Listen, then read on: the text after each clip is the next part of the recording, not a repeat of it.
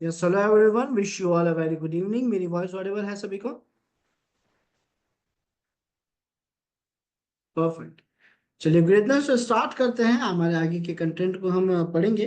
अब तक हमने देखा हमारी पांचों एंटिटीज को साथ मिलके काम कैसे कर रही है। हर मशीन के पास खुद की तीन पहचान कौन कौन सी है: प्राइवेट आईपी, मैक एड्रेस और local host.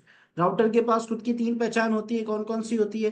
Public IP, private IP, MAC address, है ना।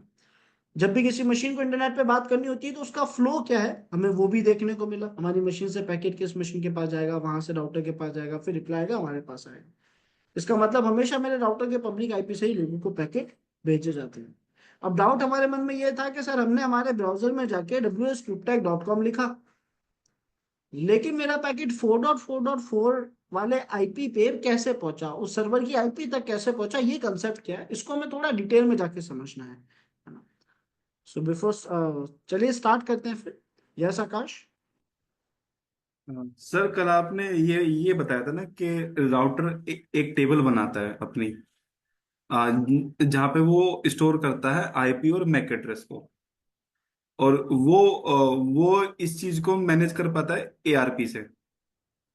तो सर मेरा ये कंसर्न था कि जो एआरपी जो पैकेट सेंड करता है, क्योंकि सर उसको तो करने ही पड़ते हैं ताकि वो आईपी चेक कर सके बार बार बार बार। तो सर मेरे को ये जानना था कि एआरपी पैकेट की सर मतलब सेंड करने की सर फ्रीक्वेंसी क्या होती है। मतलब सर एक्चुअली कितनी कितनी देर बाद वो सेंड करता है हमको। एक्चुअली एआरपी की सबसे खास बात यह है कि हर कुछ सेकंड्स, हर मिली सेकंड्स में एआरपी पैकेज जाते रहते हैं। ये डिपेंड करता है हमारे ऑपरेशन पे। मैं कोई भी काम करूंगा, मेरे काम करने से पहले एआरपी पैकेज जाएगा। राउटर को भी काम करेगा, पर राउटर कोई भी काम करेगा उससे पहले एआरपी पैकेज जाएगा। कोई भी पैकेट ट्रांसफर होगी तो इसका मतलब एक एक्टिव नेटवर्क में हर कुछ सेकंड्स में, हर कुछ सेकंड्स, मिली सेकंड्स में, हर थोड़ी देर में, मतलब रैंडमली एआरपी पैकेज जनरेट होते ही रहते हैं। हर एक टास्क पे एआरपी पैकेज पहले अपना काम कर लेते हैं, जाके कंफर्म कर लेते हैं कि अच्छा आईपी है कि नहीं है। तो वो हम्म, इस फ्रीक्वेंसी से फास्टली वर्क करते रहते हैं। तो मतलब सर इसका कोई पर्टिकुलर मतलब टाइम नहीं दिया गया है कि मतलब इतने सेकंड बाद तुम सेंड करोगे, बट अपन ये जाके गूगल पे ऑपरेशन ये पर डिपेंड लिखेंगे। कर ऑपरेशन पर अगर डिपेंड अपन कर जाके गूगल पे ये लिखेंगे कि भाई एआरपी का डिफॉल्ट टाइमिंग क्या है, मतलब yes sir, yes sir. Work work time क्या है, तो शायद वो कुछ कुछ भी एक नंबर दिखा दे। मैंने चेक नहीं किया, हम्म। आप चेक करना तो दिखाएगा। हो ठीक है सकता है सर। मैं एग्जांपल के तौर पे कह रहा हूँ कि आपको वन हम्म। सेकंड शो कर दिया है ना, या 2 सेकंड दिखा दिया, 5 सेकंड कर दिया। ठीक तो जी। अब ये जो आपको टाइम दिखाया है, ये एक्यूरेट इस वजह से नहीं है क्योंकि मान लो अभी कुछ सेकंड्स पहले एआरपी पैकेट आए और मैंने एकदम से कोई टास्क करा, मैंने कोई मैसेज भेजा, एआरपी पैकेट फिर से जाएगा। तो एक एवरेज टाइम कोई बता सकता है, शायद आपको गूगल सर्च करोगे तो एक नंबर निकल जाएगा। बट वो हम्म। प्रैक्टिकली सही नहीं है। जब हम्म। प्रैक्टिकली देखते हैं तो हर थोड़ी देर में एआरपी पैकेज दिख जाते हैं क्योंकि टास्क होते रहते हैं कुछ ना कुछ। मतलब सर वो ऑपरेशन पे डिपेंड करता है, ऐसा कोई पर्टिकुलर एग्जैक्टली। नहीं। ओके ओके सर, थैंक मतलब यू। आप एक फिगर जरूर मिलेगा आपको, बट वो हम्म। एक्यूरेट नहीं होगा, ठीक है। है ना। ओके। यस सनम। सर मतलब कल आपने बताया था ना पब्लिक आईपी और प्राइवेट आईपी, ठीक है। मतलब मशीन के पास प्राइवेट आईपी होता है, राउटर के पास भी प्राइवेट आईपी होता है, एक लिस्ट ऑफ प्राइवेट आईपी होता है। ठीक है। वो राउटर अपना प्राइवेट आईपी वो मशीन को देता है, और राउटर अपना एक प्राइवेट आईपी अपने पास रखता है। ठीक है। और वो दोनों प्राइवेट आईपी आपस में बात करते हैं। ठीक है। ऐसा है ना सर? तो वो जो मशीन के पास जो खुद का प्राइवेट आईपी है, वो किस काम का? वो तो फिर किसी काम का है ही नहीं। कौन सी मशीन के पास है ना? जो मशीन के पास जो अपना आईपी आईपी एड्रेस होता है ना, मतलब खुद का प्राइवेट आईपी होता है ना। हाँ, मशीन के पास एक खुद का प्राइवेट आईपी होता है। ठीक है। और राउटर के पास प्राइवेट आईपी होता है और पब्लिक आईपी होता है। ठीक है। राउटर राउटर के पास एक एक range of private private IP होता है, और उस रेंज ऑफ प्राइवेट आईपी में एक मशीन को देता है। राउटर एक मशीन को दिया। ठीक है। एक मशीन को दिया सर। कंटिन्यू करो। तो राउटर के पास जो प्राइवेट जो जो जो मशीन के पास प्राइवेट आईपी है, उस प्राइवेट आईपी का क्या काम हुआ? वो तो प्राइवेट आईपी तो यूज ही नहीं हुआ। वो राउटर अभी ने देख जो लेते हैं। देखो, राउटर के पास उसका एक प्राइवेट आईपी है 192.168.1.1। यूजर ए, एक मशीन, उसके पास खुद का आईपी है 192.168.1.10। आपका ये सवाल है कि इसको आईपी की क्या जरूरत है, प्राइवेट आईपी की, करेक्ट? यस यस, और ये काम कब आता है? काम कब आता है, ठीक है। मान लेते हैं इस राउटर से दो यूजर जुड़े हैं, यूजर ए और यूजर बी। यूजर बी का आईपी है 192.168.1.11। पूरा आईपी नहीं लिख रहा, बट आप समझ जाओगे ना। हम्म। अब अगर यूजर ए यूजर बी से कोई बात करना चाहता है, तो वो कैसे कहेगा यूजर बी कौन है? क्या बिना एड्रेस के यूजर बी से बात करी जा सकती है? ओ, लोकल होस्ट।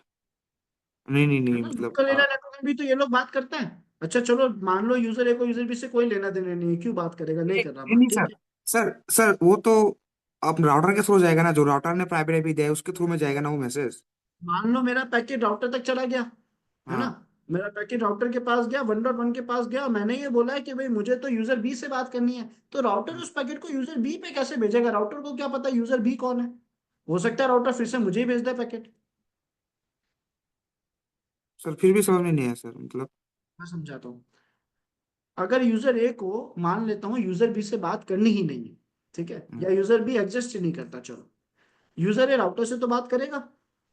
हम्म। अगर यूजर ए कोई पैकेट राउटर को भेजना चाहता है, तो हम्म। क्या बिना एड्रेस के भेज सकता है? नहीं नहीं। नहीं भेज सकता। हाँ। ठीक है। तो यूजर ए ने राउटर के प्राइवेट आईपी पे भेज दिया, आपने कहा ठीक है सर, ये तो है, राउटर के पास तो आईपी है, पहुंच गया। अब हम्म। राउटर को जब यूजर ए ने कोई काम दिया, कोई पैकेट भेजा, तो राउटर क्या यूजर ए को रिप्लाई करेगा? हाँ। Yes, no, yes sir. करेगा। तो हम्म। राउटर रिप्लाई करेगा कैसे यूजर ए को? अगर किसी को भी बात करनी है तो एड्रेस तो होना चाहिए। फॉर एग्जाम्पल, मेरा कोई नाम ही ना हो और मैं आपको बोल दूं हाय हाउ आर यू, तो आप रिप्लाई हम्म। किसे करोगे? मेरा तो एक एड्रेस होना चाहिए ना, मेरा नाम तो होना ही चाहिए, ताकि तभी आप मुझे रिप्लाई कर पाओगे। ओ, तो ऐसा है इसके क्या? पास एक एड्रेस तो होना जरूरी है, ताकि राउटर भी इसको वापस रिप्लाई दे, ताकि ये अपने आसपास से जुड़े हुए सिस्टम से बात कर पाए। भले इसका पैकेट राउटर से होके जाएगा, पर सबके पास एड्रेस तो होगा, तभी तो वो छोटी सी रेंज में बात कर पाएंगे। वरना डिफरेंशिएट नहीं होगा कौन सा यूजर कौन है। हाँ। और सर, मतलब काली लिनक्स पे इफ कॉन्फिग जो हम लिखते हैं कमांड, काली लिनक्स पे इफ कॉन्फिग, वो इफ कॉन्फिग लिखने के बाद जो मतलब राउटर प्राइवेट आईपी अलॉट करता है मशीन को, वो दिखाता है ना? दिखाता हुई है, बट अभी कमांड्स की तरफ जाना मत। मैं आपका आंसर, क्वेश्चन का आंसर दे देता हूँ। जब आई कॉन्फिग लिखते हो, तो राउटर ने जो मुझे प्राइवेट आईपी दिखी दी है, वही दिखती है। तो ये वाला आईपी कब शो होता है? कौन सा जो वाला? ये प्राइवेट ही तो है। मशीन के बाद जो पहले से होता है। पहले से नहीं था, राउटर ने दिया ना। ओ, मतलब पहले से नहीं होता है, राउटर देने के बाद भी होता है। प्राइवेट आईपी मशीन को किसने दिया? राउटर के पास आईपी की रेंज थी ना। राउटर ने एक आईपी खुद को दिया, बाकी आईपी हम सबको बांटा डीएचसीपी की मदद से, करेक्ट। हाँ। तो पहले से थोड़ी था मेरे पास आईपी।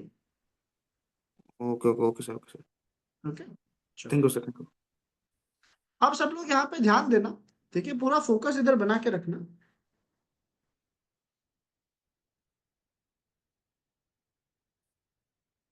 बिल्कुल लक्षित, बिल्कुल होता है। अगर टीसीपी का यूज लोगे तो बिल्कुल होगा। बीइंग अ यूजर मैंने मेरे ब्राउजर में जाके लिखा wscubetech.com। मैंने क्या लिखा है, एक नाम लिखा है। मेरे पास पब्लिक आईपी वाला राउटर था, है ना।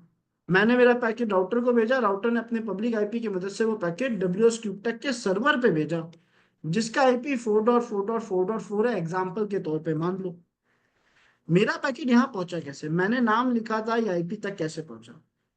तो यहाँ पे हम एक एक करके पूरे प्रोसेस को समझेंगे, लेकिन बिल्कुल स्टार्टिंग से। ये सब स्टार्ट कहाँ से हुआ, ये सब स्टार्ट हुआ एक डेवलपर से। पूरा ध्यान यहाँ पे देना सब लोग, ठीक है। हाँ अशफाक, मैं अभी बता दूंगा, वापस रिकॉल करा दूंगा, ठीक है, थोड़ी देर में। बस जब मैं टॉपिक पढ़ा दूं ना अशफाक, तब मुझे एक बार मैसेज ड्रॉप कर देना, ये वाला। ये स्टार्ट हुआ सब कुछ डेवलपर से। डेवलपर कौन होता है, जो चीजें बनाता है ना। हमारे केस में जो वेबसाइट बना रहा है वो डेवलपर है फिलहाल। तो डेवलपर ने खूब सारे वेब पेजेस बनाए। ग्रुप ऑफ वेब पेजेस मतलब एक website. Group of web pages क्या होते हैं, वेबसाइट होता है। खूब सारे वेब पेजेस बना दिए डेवलपर ने। और ये वेबसाइट के सारे फाइल्स, सारे फोल्डर उसने अपने सिस्टम में ले जाके रख दिया। डेवलपर ने अपनी मशीन में ले जाके रख दिया, जिसके पास खुद की 3 पहचान है: प्राइवेट आईपी, मैक एड्रेस और लोकल होस्ट। यहाँ पे एक वेबसाइट रखी हुई है।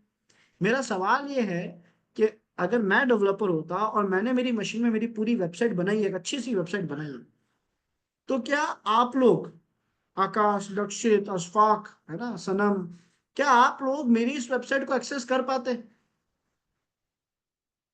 यस और नो? बिल्कुल नहीं सर। क्यों? क्योंकि आपके पास प्राइवेट आईपी एड्रेस है, और हम लोग तो अलग अलग सिटीज, अलग अलग स्टेट्स, अलग अलग कंट्रीज में बैठे हैं। तो हम यहाँ पे एक प्राइवेट आईपी से बात कर ही नहीं सकते, आईपी के रूल्स के खिलाफ है। ऑब्वियसली लोग मेरी वेबसाइट नहीं चला पाते। तो अब इस डेवलपर को निराश हुई, डेवलपर ने कहा लोग तो मेरी वेबसाइट चला ही नहीं पा रहे, अब क्या करूं, है ना। तो डेवलपर ने क्या करा, डेवलपर ने एक सर्वर परचेज करा। सर्वर यानी डेवलपर ने एक ऐसी मशीन परचेज करी, ऑनलाइन एक ऐसी मशीन परचेज करी जिसके पास पब्लिक स्टैटिक आईपी एड्रेस है। जिसके पास पब्लिक, एक ऐसी मशीन जिसके पास एक आईपी एड्रेस है जो चेंज नहीं होगा, वो आईपी एड्रेस पब्लिक टाइप का है। मान लेते हैं वो आईपी है फिलहाल 192.181.142.121। ये आईपी इस सर्वर का था। इसे सर्वर कहा जाता है, जिसके पास पब्लिक स्टैटिक आईपी होता है ना, उसे सर्वर कहा जाता है। डेवलपर ने अपनी पूरी वेबसाइट के सभी फोल्डर्स, सभी फाइल्स यहाँ पे ले जाके रख दी।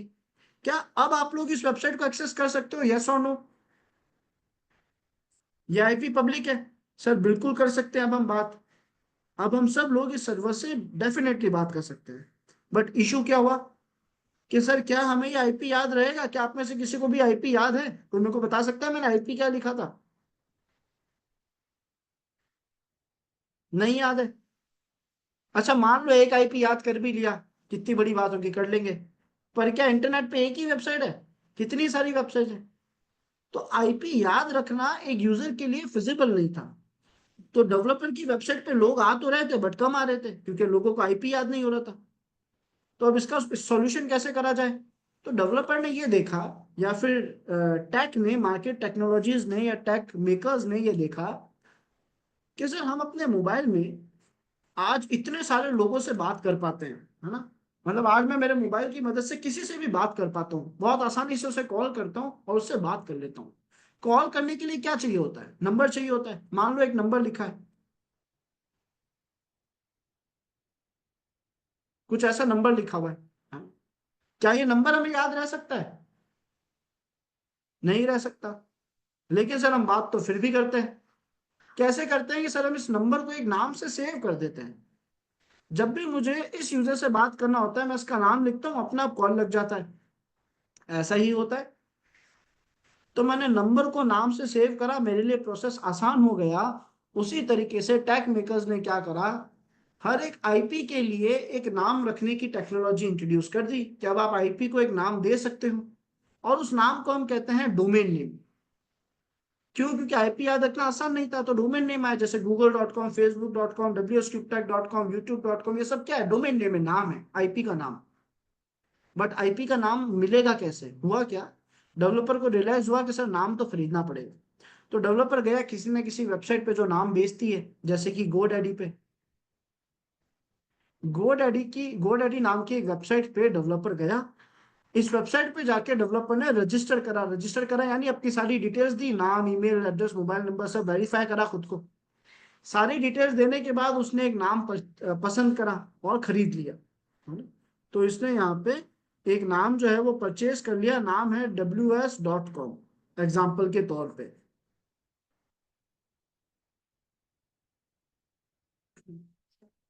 ध्यान देना, डेवलपर दूसरी वेबसाइट पे गया, वहां से इसने नाम खरीदा है।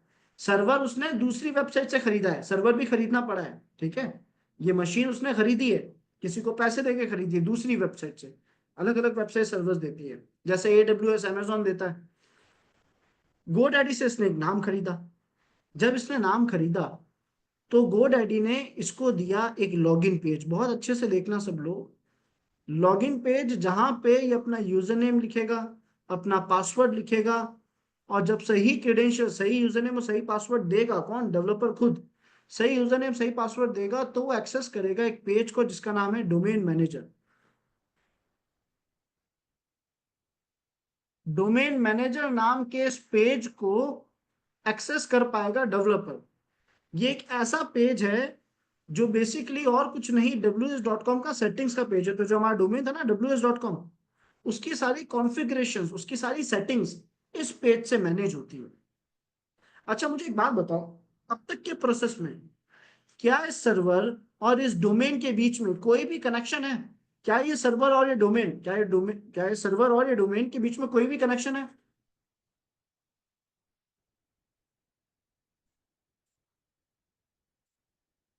लक्षित, मैं रिक्वेस्ट तो ही करूंगा, उतना डिटेल में मत जाना, वो बहुत आउट ऑफ टॉपिक चला जाएगा, मतलब बिल्कुल रेंज से बाहर चला जाएगा। हाँ, वो उतना तो मैंने भी ध्यान नहीं दिया ऑनेस्टली। कोई कनेक्शन नहीं है। कनेक्शन बनेगा कैसे? ये कैसे होगा कि यूजर अपने ब्राउजर में जाके लिखे ws.com, तो वो अपना आप यहाँ सर्वर तक पहुंच जाए। नाम से सर्वर कैसे जोड़ेंगे? तो सर इन सेटिंग्स की मदद से, ये जो डोमेन मैनेजर का पेज है ना, यहाँ पे ऐसी बहुत सारी सेटिंग्स है जिसके अंदर डेटा लिख कर वो डोमेन को बताता है कि आपको कैसे काम करना है और किसके साथ काम करना है। क्या इतना कंसेप्ट सभी को समझ आया? यस अशफाक।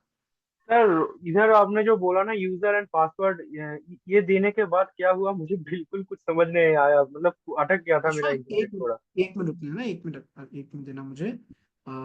फिर से ट्राई करो।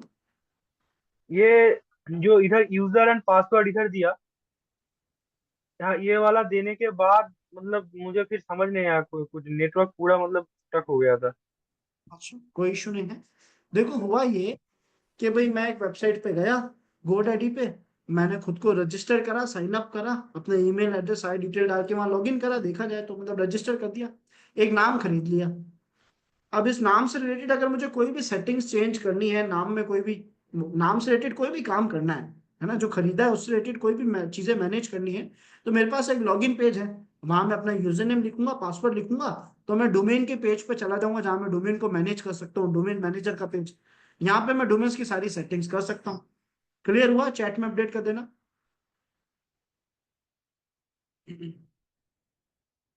तो अब तक के प्रोसेस में डोमेन अभी भी आईपी से नहीं जुड़ा है। डोमेन की सेटिंग्स का पेज है जो डेवलपर एक्सेस कर रहा है, और ये पब्लिक आईपी हमारा है सर्वर का।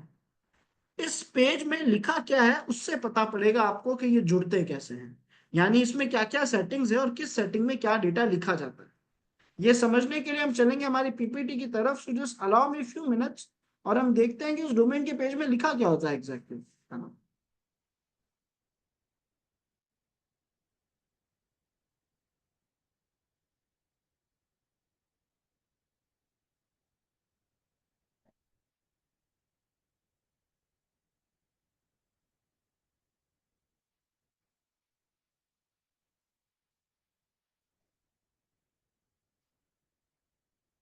ओके, मुझे सब लोग कंफर्म करना कि क्या आप सभी को डिस्प्ले क्लियर विजिबल है या नहीं।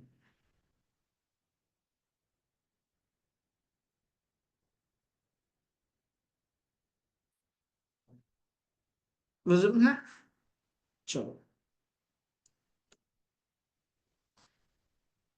ये जो आपको जितने भी वर्ड्स देखने को मिल रहे हैं ना, ये असल में वो जो डोमेन मैनेजर था ना, उसके अंदर ये सारी सेटिंग्स देखने को मिलती है। सबके अंदर हमें सही सही डेटा देना पड़ता है।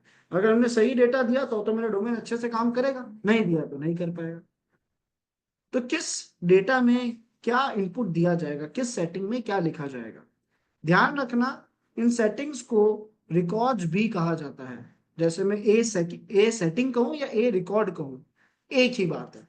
ठीक है, तो देखते हैं किसके अंदर क्या डेटा लिखा जाएगा। सर, ए रिकॉर्ड के आगे लिखा हुआ है आईपी ऑफ डोमेन नेम, यानी मैंने नाम खरीदा ws.com, उसके पेज को लॉगिन करा, तो मेरे पास ये सेटिंग्स का पेज आ गया जिसमें बोल रहा है ए के अंदर कुछ डेटा दो, यानी आप इस डोमेन को किस सर्वर से जोड़ना चाहते हो उसका आईपी लिखो।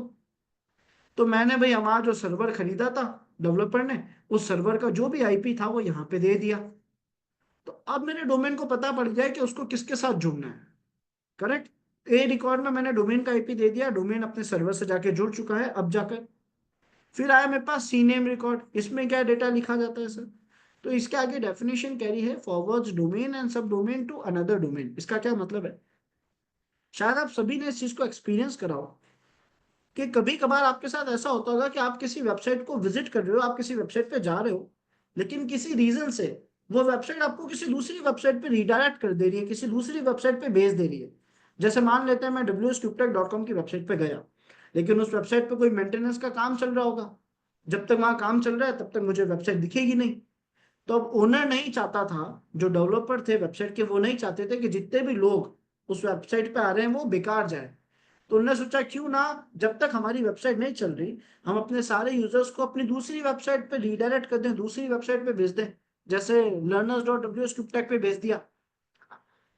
तो यहाँ क्या हुआ, रीडायरेक्शन हुआ। आप गए तो किसी और वेबसाइट पे थे, आपको भेज कहीं और दिया गया। ये पॉसिबल अलग अलग रीजन से हो सकता है, यानी एक यूजर को रीडायरेक्ट करने के बहुत सारे तरीके हैं।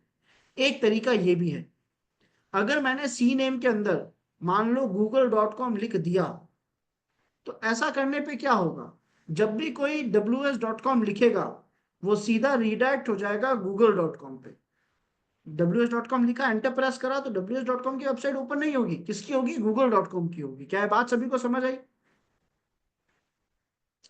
तो सर, ये रिडक्शन करने के अलग अलग तरीके हैं। एक तरीका सीनेम भी है। सीनेम में आप जो भी नाम लिखते हो वो आपको वहां रिडायरेक्ट कर देता है, आपके यूजर्स को, आपकी ऑडियंस को वहां भेज देगा। हमने कहा ठीक है। देन मेरे पास आया एमएक्स रिकॉर्ड। एमएक्स का फुल फॉर्म है मेल सर्वर। क्या काम आता है सर ये? थोड़ा इंटरेस्टिंग है, थोड़ा डिफिकल्ट भी हो सकता है, ध्यान देके समझना तब आपको क्लियर हो जाएगा।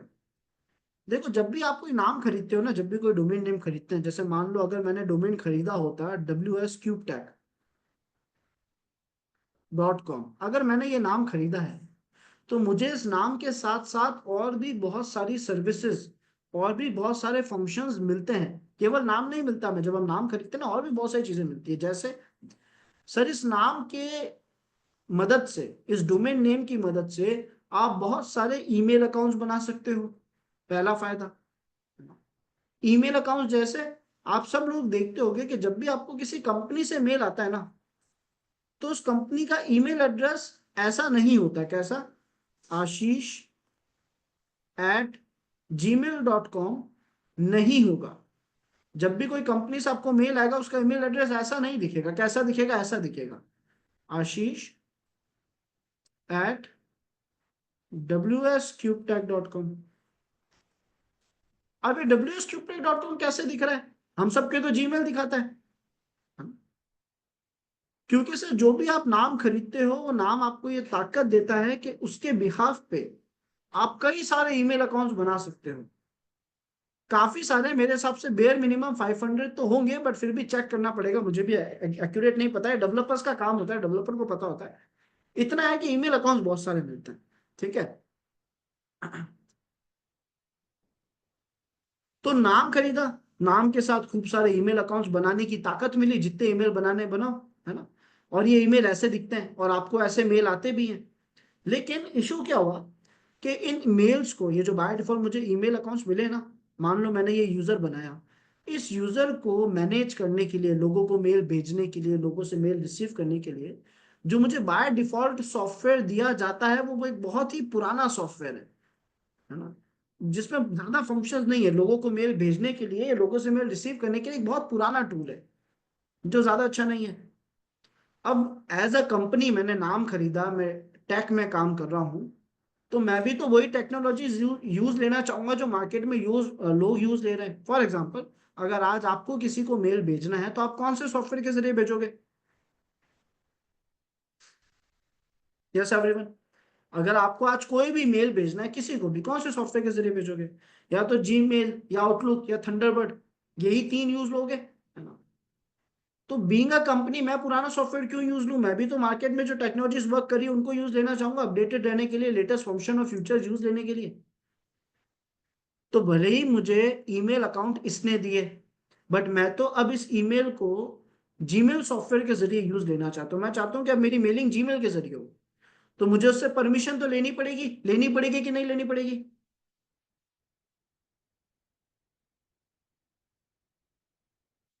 अगर लेनी पड़ेगी तो हम क्या करते हैं, एमएक्स रिकॉर्ड में जाते हैं और वहां पे जीमेल का एड्रेस दे देंगे। सीधा gmail.com नहीं लिखेंगे, जीमेल का एड्रेस अलग है ना। तो वो जो भी एड्रेस होगा जीमेल का, वो हम यहाँ पे दे देंगे। ऐसा करने पे हमने हमारे इस ईमेल अकाउंट से, ऐसा करने पे हमने हमारे इस डोमेन से परमिशन ले ली कि भाई आपके बनाए हुए ईमेल अकाउंट्स को मैं जीमेल के जरिए भी यूज लूंगा। क्लियर है सभी को? तो एमएस रिकॉर्ड में आपको उन टूल्स का नाम दिखता है जिसकी परमिशन मैंने अपने मेल से ली है यूज लेने के लिए, अपने डोमेन से ली है।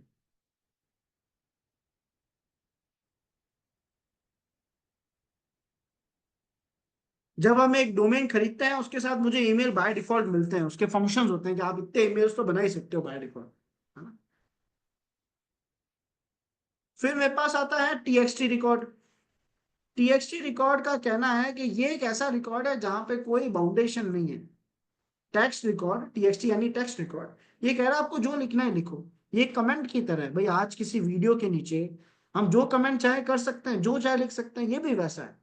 मैं यहाँ पे चाहूँ तो डोमेन का इंट्रोडक्शन लिख सकता हूँ, डोमेन के बारे में लिख सकता हूँ, डोमेन का डिस्क्रिप्शन लिख सकता हूँ, मेरे बारे में लिख सकता हूँ, हो सकता है कोई सॉन्ग लिख दूं, मैं कोई गाना लिख दूं, ऐसे ही।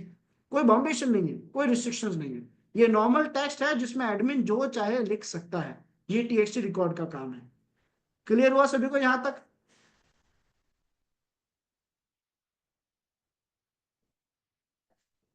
वो सर्वर में रहता है आकाश, उसका कनेक्शन सर्वर से बन जाता है।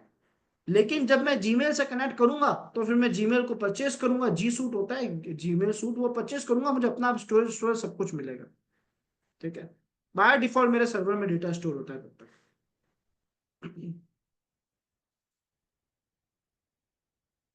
फिर मेरे पास आता है एनएस रिकॉर्ड। ये रिकॉर्ड कैसा है, कैसे काम करेगा? टीएक्सटी रिकॉर्ड का बाय डिफॉल्ट वर्क इतना ही है कि आप वहां जो चाहे लिख सकते हो। वो एक इंट्रोडक्शन की तरह वर्क करेगा। ठीक है, अभी तक इतना ही समझना। ऑल्दो मैं हम इसका काम यानी डेवलपर इसका काम एक और चीज के लिए लेते हैं जो कि एसपीएफ रिकॉर्ड है। ये क्या है मैं आगे चल के बताऊंगा। बट इसमें कुछ भी लिख सकते हो, बाउंडेशन कुछ नहीं है, जो चाहे लिख दो, कोई काम नहीं आएगा, लिखा हुआ दिखेगा बस।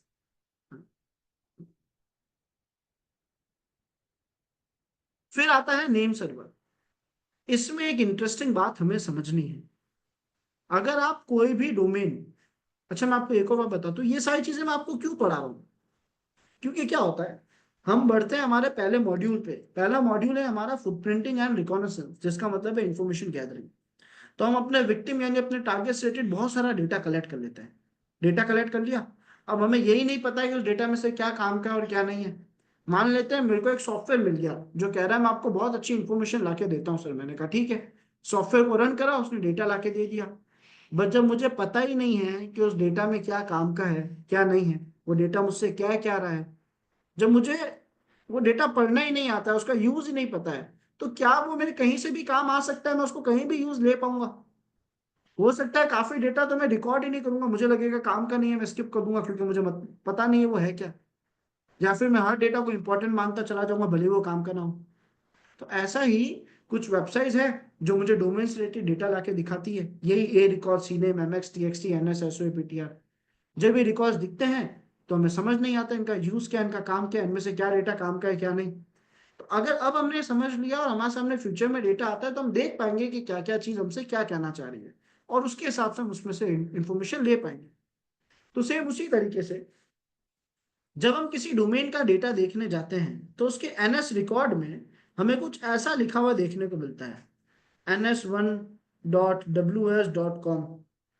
ठीक है, अब होता क्या है, बीइंग अ हैकर हमें किस बात का ध्यान रखना है, क्योंकि ये सारा डेटा कौन लिख रहा है, डेवलपर लिख रहा है, डेवलपर के पास एक्सेस है। तो एक हैकर इसे क्यों पढ़ रहा है, ताकि वो सिक्योरिटी या कमियां देख सके। तो साइबर सिक्योरिटी एनएस रिकॉर्ड के बारे में हमें क्या सिखाती है। साइबर सिक्योरिटी का ये कहना है कि जो ये नेम सर्वर है ना, एनएस रिकॉर्ड है, किसी भी डोमेन में कम से कम 2 नेम सर्वर होने ही होने चाहिए। अगर एक लिखा है तो ये एक कमजोरी का रूप ले सकता है, एक वनरेबिलिटी का रूप ले सकता है। कौन सी वनरेबिलिटी, सर, अगर एक ही नाम, एक ही नेम सर्वर है ना रखा गया है सेटिंग्स में, तो यहाँ पे एक स्पेशल टाइप का डॉस अटैक होता है, और वो डॉस अटैक नुकसान पहुंचाता है सर्वर को और डोमेन दोनों को।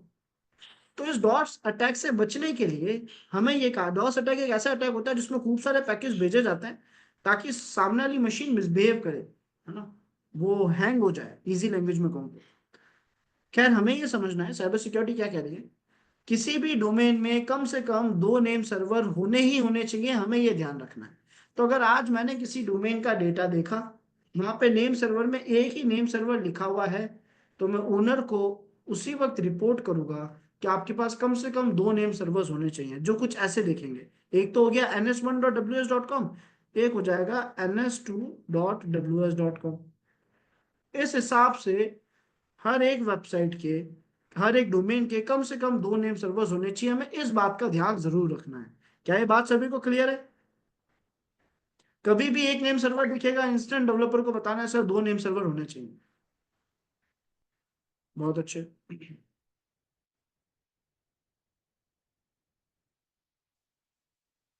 टीएक्सटी रिकॉर्ड का एक ही काम है, टीएक्सटी रिकॉर्ड के अंदर आप जो चाहे लिख सकते हो, कोई बाउंडेशन नहीं है, डोमेन का एडमिन जो चाहे वहां पे लिख सकता है। Got it? एक बात का और ध्यान रखना, ये सारी चीजें एक डेवलपर के जरिए मैनेज करी जाती है। ऑल्दो हम एक डेवलपर से ज्यादा ही सीख रहे हैं, कई चीजें डेवलपर को नहीं पता होता है, एक फ्रेशर डेवलपर को तो डेफिनेटली नहीं पता होता कि क्या लिखना है क्या नहीं लिखना, वो यही गलतियां करता है। तो हम यहाँ पे जो भी देखेंगे वो साइबर सिक्योरिटी पर्सपेक्टिव से देख सकते हैं कि भाई क्या चीज होनी चाहिए, कैसी होनी चाहिए, क्या चीज नहीं होनी चाहिए। ज्यादातर चीजें, जो जो चीजों में हमें लगता है हमें डिटेल में जाना चाहिए, हम डेफिनेटली जाएंगे। ठीक है।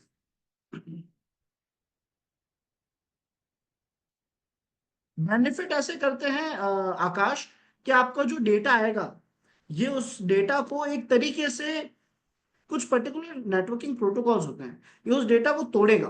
तोड़ेगा तो उसकी पावर वैसी नहीं रहेगी कि वो आपकी मशीन को मिसबिहेव करा सके। तो वो जो पैकेज को तोड़ के ये भेज रहा है वो आपके लिए हेल्पफुल है। Got it? गुड। फिर हमारे पास आता है एसओए रिकॉर्ड। एसओए के आगे लिखा हुआ है admin information about a domain. नहीं नहीं आकाश, बहुत छोटा सा इंट्रोडक्शन है एक्चुअली।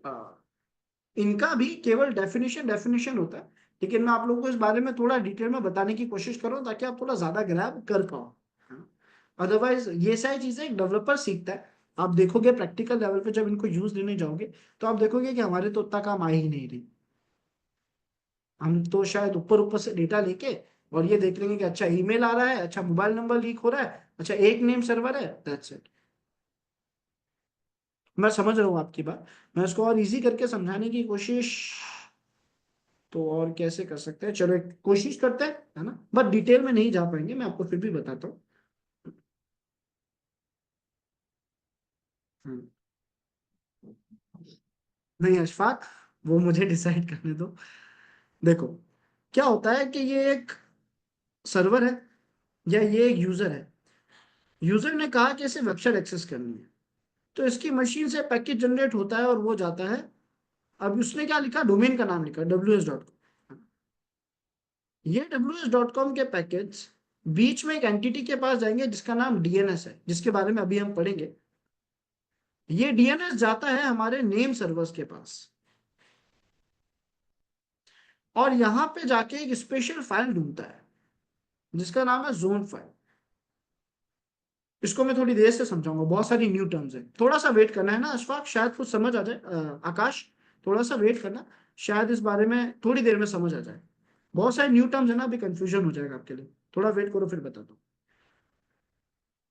एनएस रिकॉर्ड के बाद ये सब भूल जाना अभी, ये अभी आप सब लोगों को पढ़ा दूंगा मैं, नेक्स्ट टॉपिक ये नेक्स्ट स्लाइड है डीएनएस की, समझ आ जाएगा। ठीक है। एनएस के बाद आता है एसओए रिकॉर्ड। एसओए रिकॉर्ड क्या कह रहा है?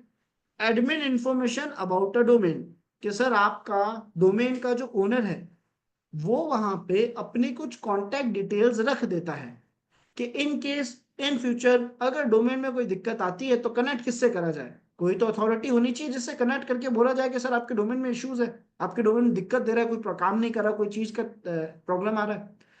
तो वो मैनेज करने के लिए डोमेन का एडमिन अपनी एक डिटेल, जैसे ज्यादातर केसेस में अपना ईमेल एड्रेस ड्रॉप कर देता है ताकि इशू हो तो लोग उसे मेल करके अपडेट कर सके। तो एसओए रिकॉर्ड में एडमिन की इंफॉर्मेशन आएगी, जो कि डोमेन का एडमिन है उसका डेटा आएगा, है ना, जो मैनेज कर रहा था डोमेन को उसका डेटा आएगा। Got it? उसकी कॉन्टेक्ट डिटेल्स ज्यादातर। फिर आता है एसआरवी रिकॉर्ड।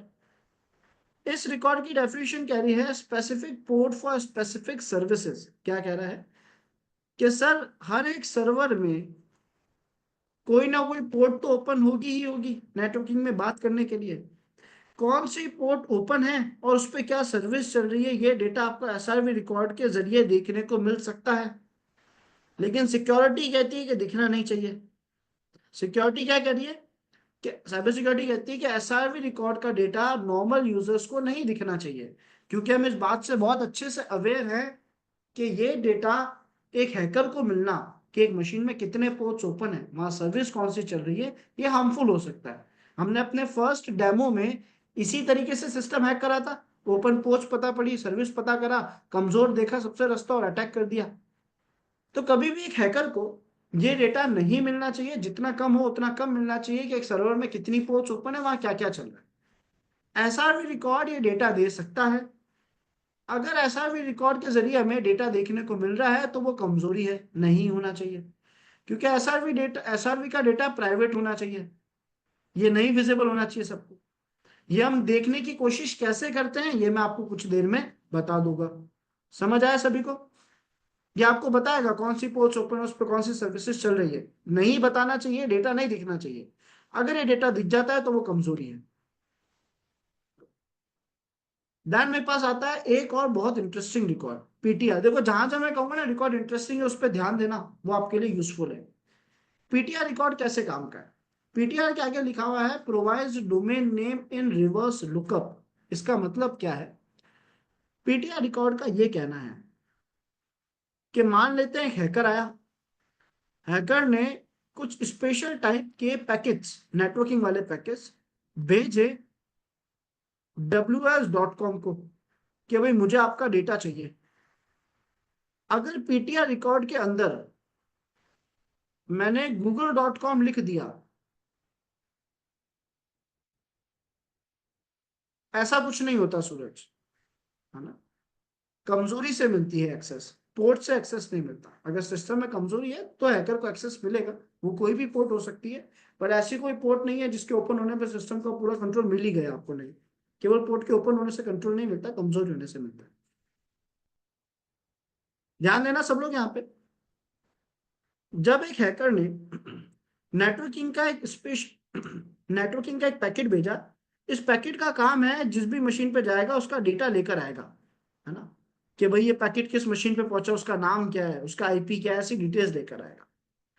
तो ये जो रिवर्स लुकअप यानी जो डेटा लेकर आने वाला पैकेट है, जो जाके डेटा लेकर आ रहा है, इस पैकेट में बाय डिफॉल्ट तो WS.com का डेटा दिखना चाहिए था, और ऐसा दिखता तो हैकर को कंफर्म हो जाता कि भाई विक्टिम कौन है और वो उस पर आगे अटैक कर पाता। ठीक है। लेकिन अगर मैंने पीटीआर रिकॉर्ड में google.com लिखा तो पीटीआर कहता है कि मैं तो हूं एक पॉइंटर, मैं पॉइंट करता हूं लोगों की तरफ। फॉर एग्जाम्पल हमने एक नॉर्मल ऐसे सुना होगा ना कि जब कोई पूछता है कि भाई ये क्राइम किसने करा, तो हम कहते हैं हमने नहीं, इसने करा, पॉइंट करते हैं एक दूसरे की तरफ। ये भी कुछ वैसा कर रहा है कि जब हैकर मुझसे रिलेटेड डेटा लेकर लेने आ रहा है being.ws.com, हैकर जब मुझसे रिलेटेड डेटा लेने आ रहा है तो मैं रिप्लाई में google.com लिख के भेज रहा हूँ, मैं कह रहा हूँ ये तो इसका डेटा है। तो जब हैकर के पास आउटपुट जाएगा और वहां पे google.com लिखेगा दिखेगा और हैकर ने मांगा ws.com का डेटा था, तो क्या हैकर कंफ्यूज होगा या नहीं होगा? कंफ्यूज होगा। तो इस वजह से हैकर यहाँ पे, हैकिंग पर्सपेक्टिव से समझा रहा हूं, इस वजह से हैकर यहाँ पे मिसगाइड हो गया और वो अपने अटैक को आगे कंटिन्यू नहीं कर पाएगा। मिसगाइड हो गया है, वो चाहे तो कर भी सकता है और डिटेल कलेक्ट कर सकता है, बट होता है क्या है कि हैकर के पास हमेशा फिक्स विक्टिम नहीं होता कि ये रहा मेरा विक्टिम, मुझे हैक करना है। उसके पास एक आईपी की रेंज होती है, वो पूरी रेंज को स्कैन करके उसमें से विक्टिम ढूंढता है, उस पर अटैक करता है। अब ऐसे में जब मैंने उसको मेरा रियल नाम दिखाया ही नहीं, तो क्या वो मुझे हैक कर पाएगा? क्या वो विक्टिम डिफाइन कर पाएगा? नहीं डिफाइन कर पाएगा, कंफ्यूज होगा, मेहनत एक्स्ट्रा करनी पड़ेगी। तो ये पीटीआई रिकॉर्ड का काम है कि जब कोई आपसे डेटा लेकर आ रहा है और आपने किसी और का नाम लिखा है, तो रिस्पॉन्ड में उसका नाम दिखेगा, तो यूजर कंफ्यूज होगा। Got it everyone? समझ आया सभी को रिकॉर्ड्स? अब ये बहुत अच्छे से समझना, एक बड़ा गैप यहाँ पे आएगा, है ना।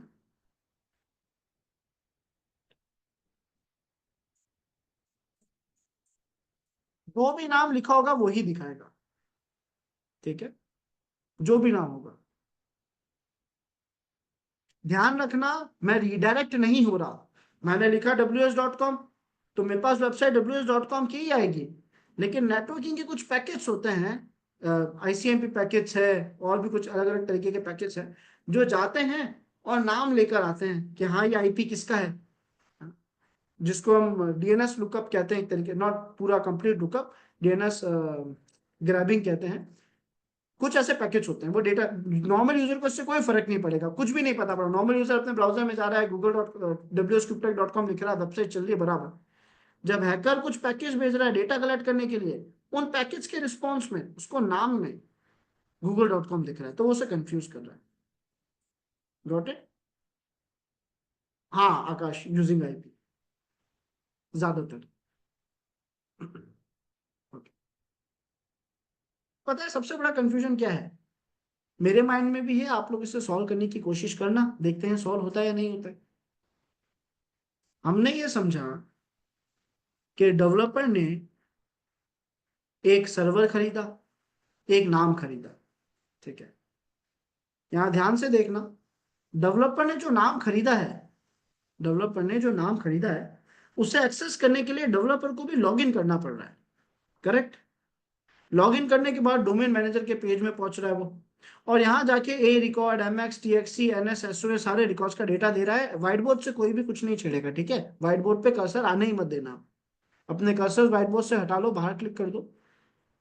हम्म। तो सर यहाँ पे इस डोमेन के रिलेटेड सारा डेटा डेवलपर ने लिखने के लिए भी लॉगिन करा, फ्यूचर में भी एक्सेस करना है तो ओनर को भी लॉगिन करना पड़ेगा, ठीक है।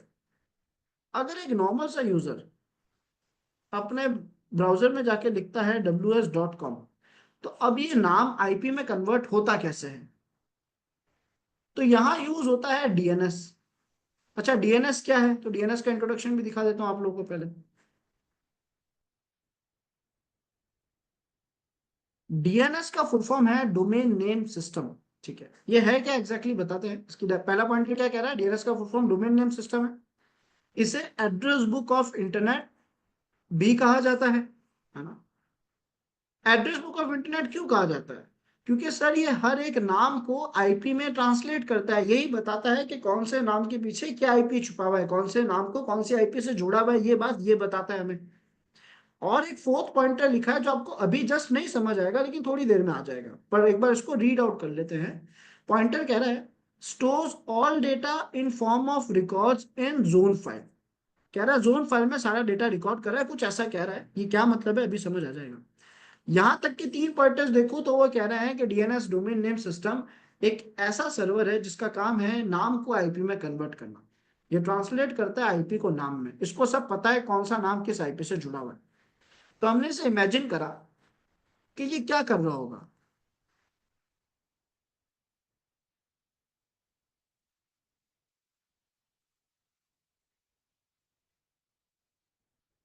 एक्सटेंशन कहते हैं इन्हें अशोक, एक्सटेंशंस कहते हैं, डोमेन एक्सटेंशंस। मतलब कुछ भी हो सकता है, वो हर एक अपनी अपनी आइडेंटिटी बताता है, उससे फर्क नहीं पड़ेगा वैसे इस चीज में, इन रिकॉर्ड्स में। यहाँ पे सर जो हमने पढ़ा उस हिसाब से हमें समझ आया कि जब यूजर ने wh.com लिखा तो उसकी मशीन से जो पैकेट बना नाम के बिहाफ पे, wh.com के बिहाफ पे, वो आईपी में कन्वर्ट करने के लिए डीएनएस के पास जाएगा।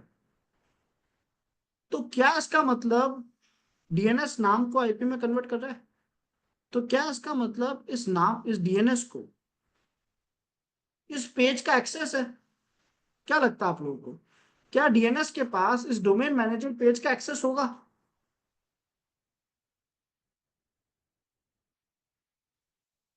सर अगर हम ध्यान से देखें तो हमारा जो ओनर है, जिसने नाम खरीदा है, जिसके पास उसका पूरा अथॉरिटी है, पूरा कंट्रोल है, वो भी इसे डायरेक्ट एक्सेस नहीं कर सकता। उसे भी पहले खुद को वेरीफाई करना पड़ता है, लॉग इन करना पड़ता है, तब वो इस पेज को एक्सेस कर पाता है। क्या डीएनएस के पास डायरेक्ट एक्सेस होना चाहिए? डायरेक्ट एक्सेस तो नहीं होना चाहिए। अच्छा, तो क्या डीएनएस के पास क्रेडेंशियल पड़े होंगे, यूजर नेम और पासवर्ड पड़ा होगा डीएनएस के पास, ताकि वो इस पेज को एक्सेस कर ले?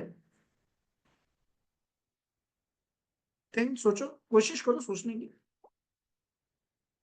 सर ये भी होना गलत है, क्योंकि अगर किसी भी रीजन से गलती से भी डीएनएस में किसी ने कमी ढूंढ ली कभी, वो भी तो एक टेक्नोलॉजी है, कमी ढूंढ ली, तो इसका मतलब पूरे वर्ल्ड की सारी वेबसाइट, सारे डेवलपर्स के क्रेडेंशियल्स लीक हो जाएंगे।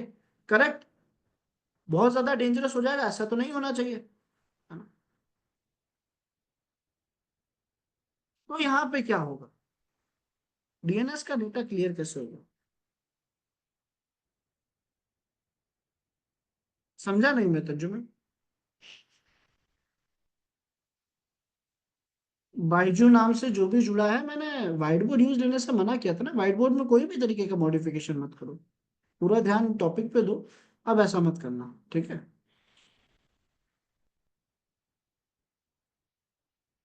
ध्यान देना इधर, डीएनएस के पास ना ही लॉगिन के क्रेडेंशियल्स हैं, ना ही इस पेज का डायरेक्ट एक्सेस है, हो ही नहीं सकता। ठीक है? तो होता क्या है कि सर आपने, यानी डेवलपर ने, डोमेन मैनेजर में जो भी डेटा लिखा, वो सारा डेटा एक टाइम पीरियड का गैप लेता है। क्या होता है कि आपने जो भी डेटा इस डोमेन मैनेजर पेज में लिखा है, ये डेटा थोड़ा टाइम लेता है, प्रोसेस प्रोसेस होता है, और वो टाइम लेने के बाद एक फाइल में जाके अपडेट हो जाता है। इस फाइल को हम कहते हैं जोन फाइल। क्या कहते हैं? Zone file. जोन फाइल एक ऐसी फाइल है जिसमें डोमेन का ये डेटा अपडेट होगा। वो भी वही डेटा अपडेट होगा जो डेवलपर ने पब्लिक रखा है, जो डेवलपर चाहता है कि लोगों को दिखे। वो डेटा टाइम लेगा, अपना टाइम लेता है। उस टाइम पीरियड की गैप से वो जोन फाइल में जाके अपडेट हो जाएगा। जैसे जोन फाइल में पहुंच गया, ए रिकॉर्ड में आईपी, मान लो फोल्डर फोल्डर फोल्डर फोर, फिर एमएक्स रिकॉर्ड, फिर एनएस, फिर टीएक्सटी, एसओए, जो भी रिकॉर्ड यहाँ आ सकते थे, वो रिकॉर्ड्स का डेटा यहाँ पे आ जाएगा। डीएनएस इस फाइल को एक्सेस कर पाता है, इसको नहीं कर सकता। ये डेटा टाइम पीरियड की गैप से जोन फाइल में अपडेट होगा, इसका नेचर पब्लिक है, इसको हम भी एक्सेस कर सकते हैं और करेंगे भी अभी।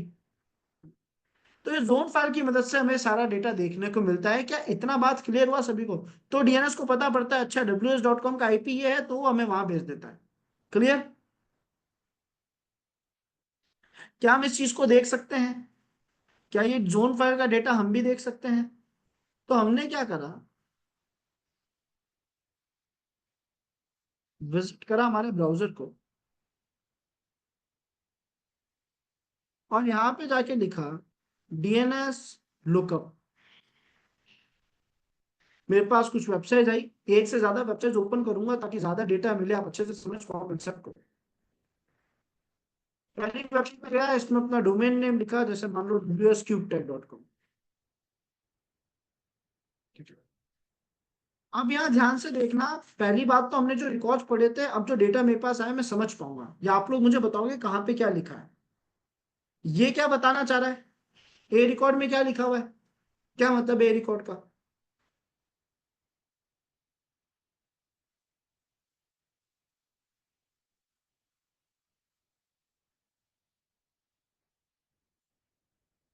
क्या आता है रिकॉर्ड में? सबके रिस्पॉन्स नहीं आए, 3-4 जनों के रिप्लाई आए केवल।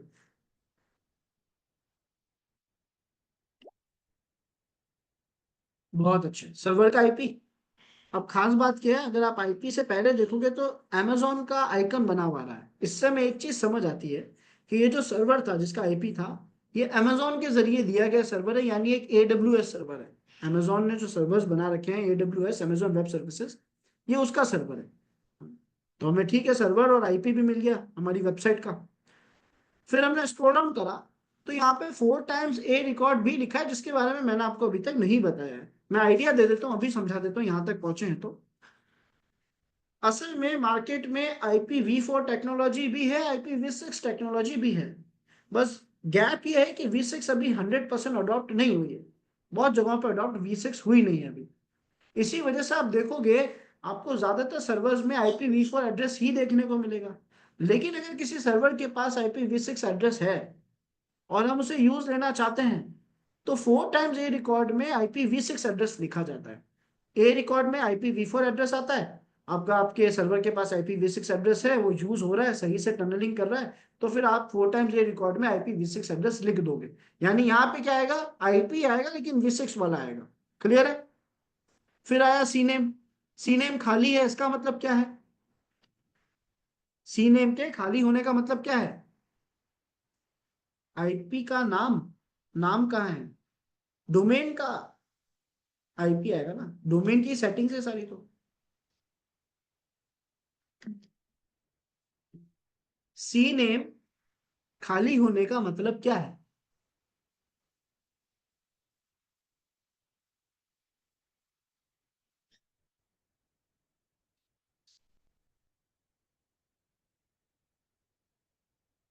इसके खाली होने का मतलब यह है कि आपको कहीं भी रीडायरेक्ट नहीं करा जाएगा।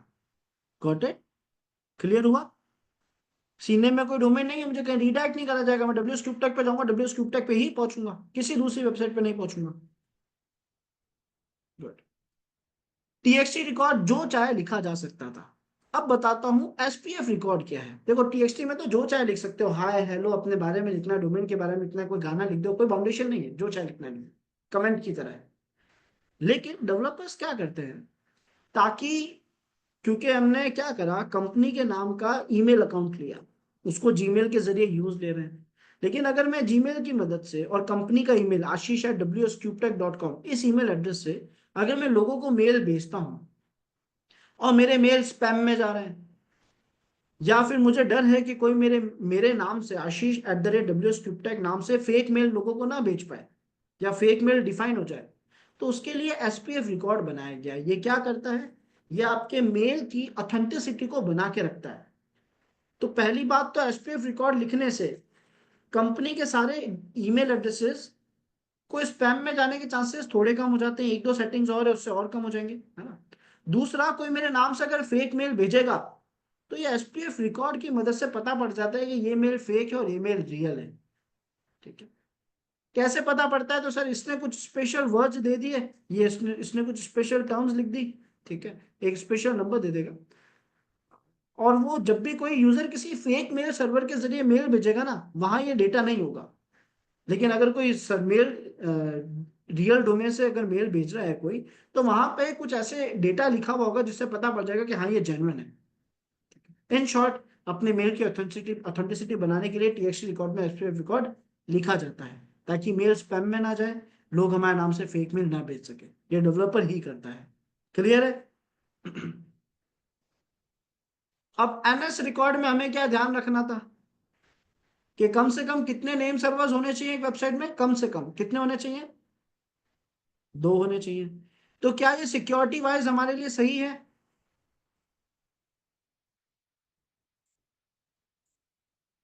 डेफिनेटली सही है सर। दो, कम से कम 2 होने चाहिए ना, 2 से ज्यादा अच्छी बात है, कोई दिक्कत नहीं हमें इस बात से। 2 से कम नहीं होने चाहिए, यानी एक नहीं होना चाहिए। MX रिकॉर्ड में आप देखोगे, ये जो ASPMX लिखा है ना, ये मेल सर्वर का एड्रेस है, गूगल मेल सर्वर, जो कि जीमेल है। ठीक है। ओपन करने पे कुछ नहीं होगा, डिटेल्स आएगी।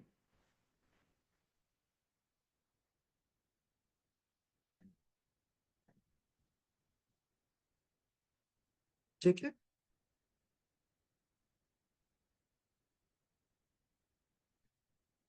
इसके बारे में एक दो टर्म्स और जो मैं बता पाता हूँ अभी अभी बता दूंगा, क्योंकि मैं आपको जोन फाइल भी बता दिया है और ये भी बता दिया, तो थोड़ी देर में बता दूंगा शायद जो भी एक्स्ट्रा बता सकता हूँ, है ना। एमएस रिकॉर्ड मेल सर्वर्स हो गए। अदर्स में एसओए रिकॉर्ड लिखा हुआ है। एसओए रिकॉर्ड में क्या आती है? Admin information about the domain.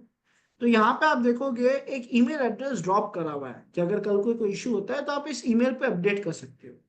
ये ईमेल भी अभी अपडेट करा गया है। आज से एक दो महीने पहले यहाँ पे ओनर का ईमेल एड्रेस लिखा हुआ था, ओनर का पर्सनल ईमेल एड्रेस, कि कल को कोई इशू हो तो ओनर को मेल चला जाए। ठीक है। तो नो डाउट ऐसा इंफॉर्मेशन यहाँ नहीं होना चाहिए, ऑफिशियल मेल्स ही होने चाहिए। ऊपर से जब AWS में होस्टिंग करते हैं तो वहां का उसका ईमेल एड्रेस यहाँ डाला जाता है। ठीक है। तो ये सिक्योरिटी वाइज सही है। तो एसओए में ओनर में एक एड्रेस दे रखा है जहां पे आप मेल करके अपडेट कर सकते हो अपनी इश्यूज को। क्लियर है यहाँ पे? एसओए रिकॉर्ड तक समझ आया सभी को? उसके अलावा डेटा इसने नहीं दिया। मैं एक से ज्यादा वेबसाइट्स पे लाया ही इसलिए ताकि आपको ज्यादा से ज्यादा डेटा देखने को मिल सके। तो मैं दूसरे वेबसाइट पे गया, यहाँ पे wscubetech.com लिखा ताकि ज्यादा डेटा अगर है तो देखने को मिल जाए। ए रिकॉर्ड दिखा, MX NS सारे रिकॉर्ड सेम है, PTR SOA TXT सेम है। इतना ही रिकॉर्ड देखने को मिला, डेटा इतना ही देखने को मिला।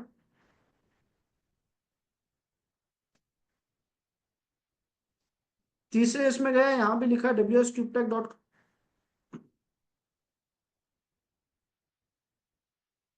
ए रिकॉर्ड देखने को मिला 4 टाइम्स, ए रिकॉर्ड खाली है, खाली है। ठीक है। AMX NS तीनों रिकॉर्ड देखने को मिले, SOA देखने को मिला, TXT रिकॉर्ड देखने को मिला। जब तक डेटा मिला था वही डेटा है। ठीक है। बाकी सारा डेटा खाली है, ये खाली है। जिसमें डेटा होगा वो ऐसा लिखा हुआ आएगा, ध्यान रखना। MX हो गया, NS हो गया, SOA हो गया, TXT हो गया, और दैट्स इट, इतना ही डेटा है। तीसरी वेबसाइट पे भी गए, wscubetech.com। ATXT MX CNAME CA खाली है, खाली है, SR भी खाली। अब देखो यहाँ पे एक रिकॉर्ड एक्स्ट्रा देखने को मिला जिसमें डेटा है। ज्यादा जरूरी रिकॉर्ड वो होता है जिसमें डेटा है। तो ये DMARC रिकॉर्ड है क्या? एक आइडिया दे देता हूँ। मैंने आपको कहा था मल्टी कुछ कुछ ऐसी रिकॉर्ड्स और है जो आपके मेल की ऑथेंटिसिटी बना के रखते हैं ताकि आपकी मेल स्पैम में ना जाए, उनका गलत यूज ना हो, है ना। तो ये भी वही कर रहा है। और यहाँ पे अगर कोई इशू हो उससे रिलेटेड रिपोर्ट्स करने के लिए एक ईमेल एड्रेस भी दे रखा है। और आप देखोगे ये एक एम्प्लॉय का ईमेल एड्रेस है जो कि नहीं मिलना चाहिए, जो कि आपको कहीं और देखने को नहीं मिलेगा। आप लोगों ने इन्फॉर्मेशन गैदरिंग करी थी, क्या किसी को भी ये ईमेल एड्रेस मिला सर्च इंजन के जरिए? अच्छा, अभी नहीं करिए, करोगे, ठीक है, आगे चल के करोगे। तो मुझे एक एक्स्ट्रा डेटा देखने को मिला which is employ address of employ email ID of which is employ email ID, ठीक है, ऑफ WSCubetech। क्लियर हुआ ये ज्यादातर वेबसाइट्स पे जाने का रीजन है। एक वेबसाइट हमेशा आपको बहुत ज्यादा है, बहुत सारा आउटपुट नहीं देती। हम कोशिश करते हैं एक से ज्यादा प्लेटफॉर्म्स पे जाएं हमेशा, ताकि ज्यादा से ज्यादा डेटा मिले। तो ये प्रैक्टिस हमें स्टार्टिंग से बना के रखनी पड़ेगी। अब एक बार NS रिकॉर्ड और समझा देता हूँ, फिर आकाश अगर कुछ और भी डाउट है तो वो मैं क्लियर कर देता हूँ। पहले NS रिकॉर्ड भी हैंड टू हैंड साथ में समझा देता हूँ, है ना, ज्यादा बताने की कोशिश करता हूँ उसके बारे में कुछ भी। यहाँ जो प्रोसेस मैंने आपको समझाया व्हाइट बोर्ड पे, allow me a minute.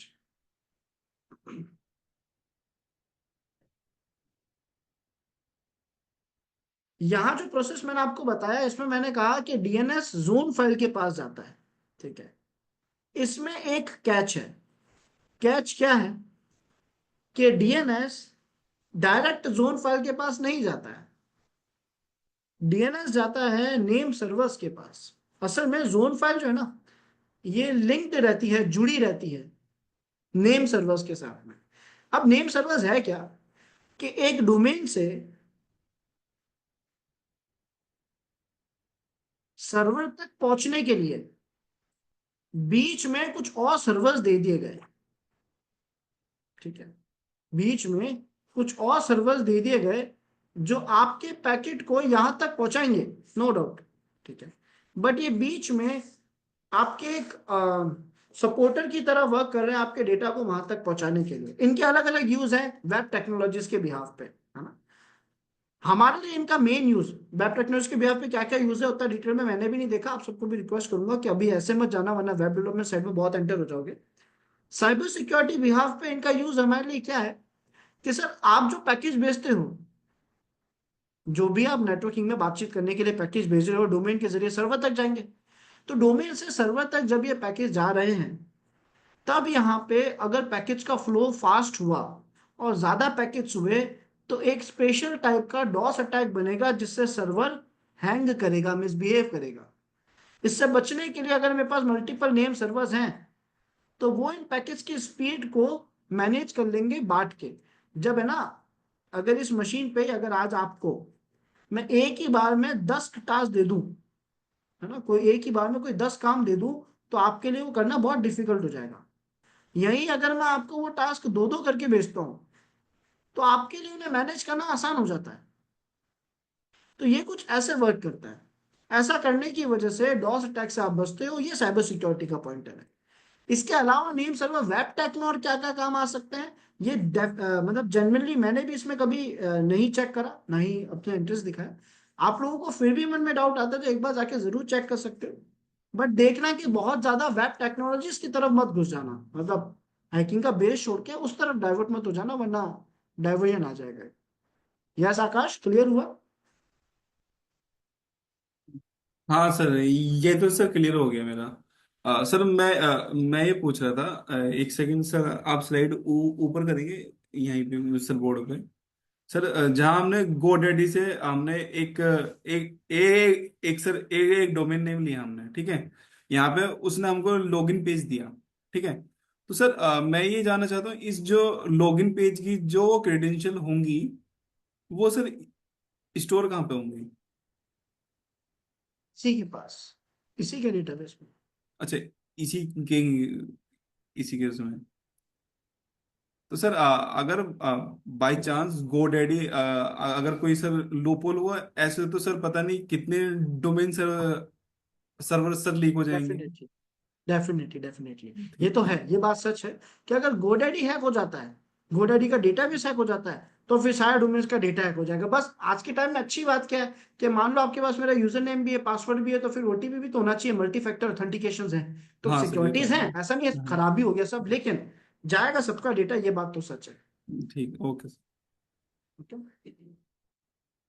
Yes Syed.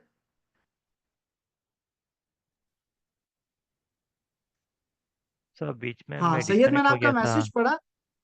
मैं ये रिक्वेस्ट करूंगा सैयद कि वापस पढ़ाना मुश्किल होगा, वो भी तब जब आप लेफ्ट हो गए थे नेटवर्क इश्यूज की वजह से, जानबूझ करके नहीं। लेकिन एक काम करना, आप रिकॉर्डिंग देख लेना क्लास की, और उसके बाद उसको नोट करना, जो भी डाउट हो उसको नोट करना। कोई भी ऐसी चीज होती है जो नहीं समझ आई हो तो मुझसे पूछ लेना। ओके सनम? नहीं, सैयद, ओके।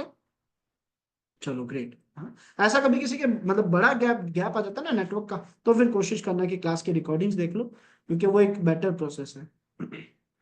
यस सनम? सर इस ओटीपी को तो बाईपास कर सकते हैं ना? हेलो?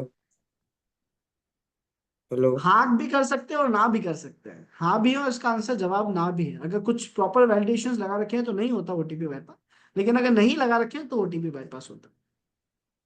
मतलब 100% चांस नहीं है, कितना 50% चांस है? 100% ओटीपी बाईपास नहीं होता है, सर थैंक यू। सिक्योरिटी लगने के बाद। Thank you sir. Okay. Yes Ashfaq? वैसे सर ये पूछना चाहता हूँ मैं कि जो रिकॉर्डिंग्स और नोट्स वगैरह है ये हमारे पास 2 महीने तक ही रहेगा या फिर उसके बाद भी मतलब 6 मंथ तक रहेगा? मतलब मैंने अभी रहता नोट्स है। बनाना कुछ स्टार्ट ही नहीं किया है। ओके, तो मैं ये कहूंगा इसमें अच्छा डिले तो मत करना। आप मतलब स्टार्ट तो छह बिल्कुल डेली महीने तक क्लासेस जो चल प्रैक्टिस करो, लेकिन रिकॉर्डिंग्स रहेगी, है ना। 6 मंथ्स तक तो बेयर मिनिमम रहती है, और मेरे हिसाब से उससे ज्यादा भी रहेगी। 6 मंथ्स तक तो कम से कम रहेगी, ठीक है, उससे ज्यादा भी है एक्सेस। हो गए। सर मतलब बात ऐसा है ना, जब मतलब जितना तक आप पढ़ा रहे थे इससे पहले वो मैं याद कर ले रहा था, मतलब नोट ना बना के भी याद कर ले रहा था, पर इस पिक्चर का नोट बनाना पड़ेगा अब, इसलिए उतना मैंने वो नहीं लगाया कि बनाना है। ठीक है सर। ठीक। है ना, उसको वापस प्रैक्टिस स्टार्ट कर दो, है ना, चीजें रिकॉल कर लो, नोट्स वोट्स अच्छे से चेक कर लो। और रिकॉर्डिंग्स तो रहती है, बट कोशिश करना सारी चीजें ना हैंड टू हैंड आप सेम डे ही पढ़ो आप सब लोग, ताकि नेक्स्ट डे उससे जुड़े हुए डाउट्स भी रिजॉल्व हो पाए और आप नेक्स्ट टॉपिक और अच्छे से सीख पाओ। तो वो काफी इंपॉर्टेंट रोल प्ले करता है। यस आकाश? श्योर श्योर, डेफिनेटली पूछो आकाश। सर 5-4 हो गई है, मैंने नहीं देखा। हाँ आकाश, जल्दी पूछो। हाँ सर, मैं ये पूछ रहा हूँ कि सर ऐसा भी हम इंफॉर्मेशन सर गैदर कर सकते हैं कि इसने मतलब किस साइट से अपना डोमेन नेम खरीदा है, ऐसा भी सर पता कर सकते हैं? हाँ हाँ बिल्कुल, अभी हम मतलब इंफॉर्मेशन गैदरिंग का टॉपिक आएगा, तो अच्छा हमें ये सर। भी पता पड़ता है कि आपने किस जगह से डोमेन नेम खरीदा है। बट वहाँ गैप्स हो सकते हैं, 100% एक्यूरेसी का वो दावा नहीं करता, लेकिन हम देख पाते हैं। ठीक, ओके सर। है ना? Okay, okay, bye everyone, good night सबको, बाकी का पार्ट नेक्स्ट क्लास में करेंगे।